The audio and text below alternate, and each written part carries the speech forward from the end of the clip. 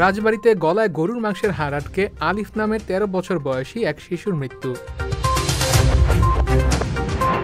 King of Kurigram নামে খ্যাত পারুল বেগম নামের এক নারীর খামারে বেড়ে ওঠা জেলার সবচেয়ে বড় গরুটি এবারের ঈদে বিক্রি হয়নি। মানিকগঞ্জে পৃথক সড়ক দুর্ঘটনায় ৩ মোটরসাইকেল চালক নিহত।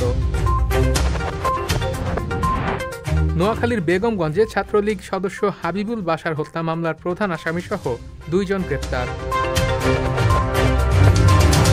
নারায়ণগঞ্জের ২৫০০-এ জুয়ার টাকা জোগাড় করতে মা ও ছেলেকে গলা কেটে হত্যা।